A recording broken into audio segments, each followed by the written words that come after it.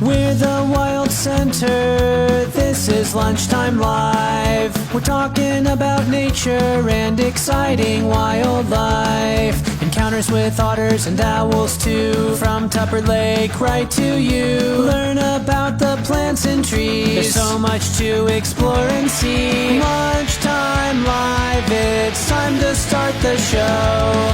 From the Wild Center, here we go. Hi there, welcome to Lunchtime Live with the Wild Center.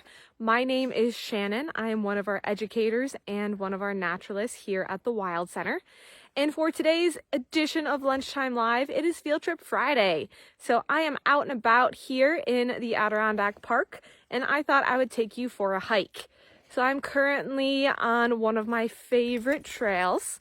Couple of reasons this is one of my favorite trails. It is relatively close to my house. That is always a plus when you're going hiking. Number two, it's a relatively easy trail. It does go up a small mountain, but it's only about 2 miles each direction. So overall, not a super long hike. And it's relatively remote. So I rarely see other people out here on this trail, especially in the wintertime. It's becoming more popular in the summer, but right now I am making fresh tracks through the recent snowfall, so I don't think anybody has been out here today. So the first half of this trail is actually on in Roadway, so it's nice and big and open. You can see the big trail behind me. It was plowed at some point this winter because you can see some tall snowbanks on the edges of the trail. But we did have a snowstorm a couple of days ago, so I'm currently walking through about 6 to 8 inches of the fresh, fluffy stuff. Nice, fresh snow. I am breaking trail on this beautiful, sunny, bluebird Adirondack day. As I walk along, I'm continuing to make observations because that's what I like to do. So seeing a lot of different varieties of trees, a lot of golden birch in this section. And golden birch typically grow nearby water, so there is a little wetland just over this way past the forest. So lots of golden birch in here, a couple cherries mixed in as well. Again, more golden birch over here, but also maple and beech. Even a white birch over there. You can see the white color really stands out. And then up ahead, you can see this towering eastern white pine that really stands out amongst all of these young hardwoods that take up the majority of this forest. So I can tell that's a white pine simply by its size and its shape.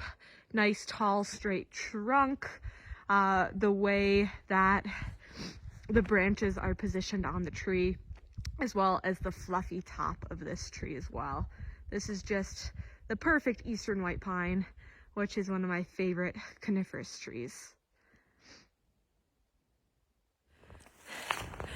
So I'm currently out breaking trail, and it is a lot more energy intensive than just walking down a trail is.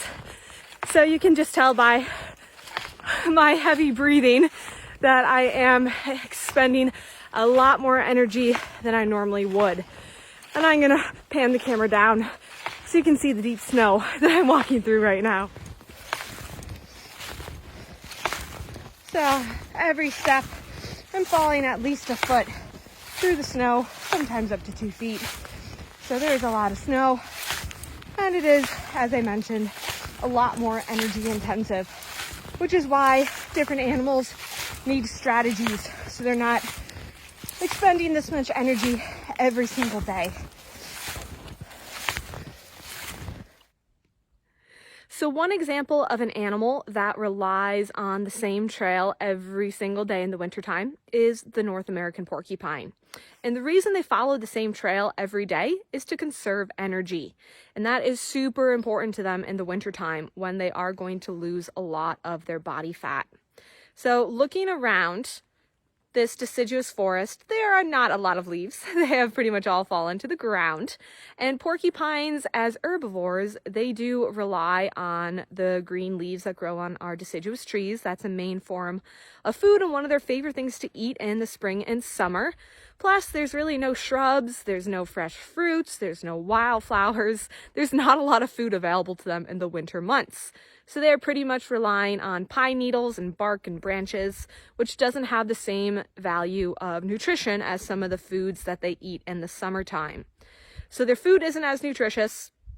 It's really cold, so that uses more of their energy. So they are going to sleep a lot more in the wintertime. They are not nearly as active. And although porcupines do feed up in trees, they are going to den on the ground in the winter because that just simply helps protect them from the elements, protects them from snow and wind, and keeps them a little bit warmer. So they're going to find a nice den, rocky cave, rocky outcropping, base of a tree, old log, really anywhere that's nice and cozy and keeps them warm and dry. And then every day, or when it's warm enough at least, they're going to come out of their den and take the same trail to their feeding tree and then go back to their den.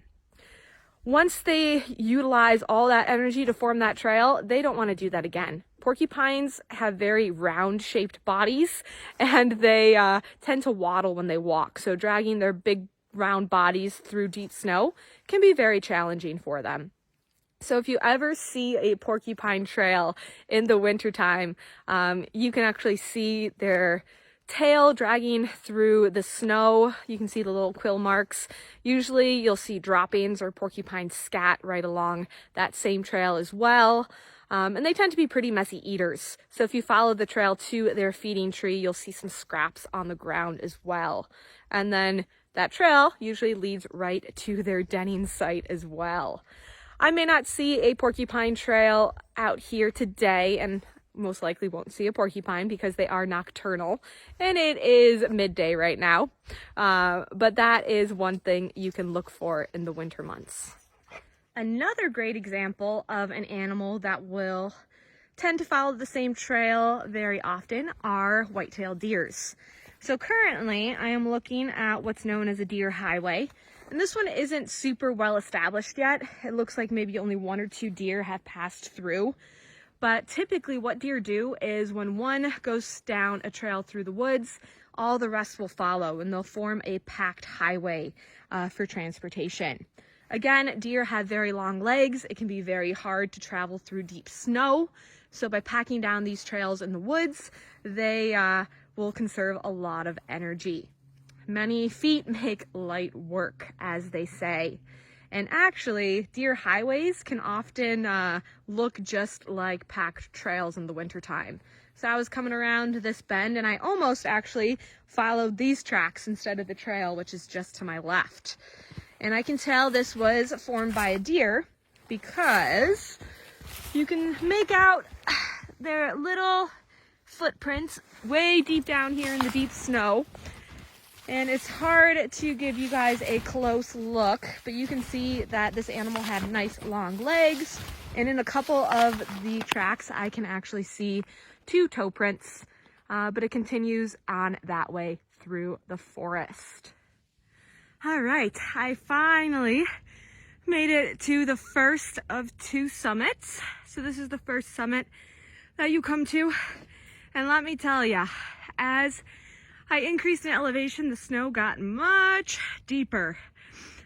So it was quite strenuous to break out the trail. But it's all worth it now that I'm standing on the top and I have this gorgeous view.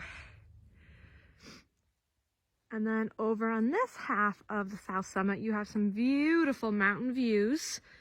So the Seward Range is right here in the forefront. You can see Seymour, Seward, then Donaldson and Emmons do have a little bit of cloud cover, so you can't make out their definitive shape right now. But the Seward Range is also a range that you can see from the Wild Center. You get a good view of it down by the Racket River on our Oxbow overlooks, as well as from the Bald Eagle's Nest up on Wild Walk.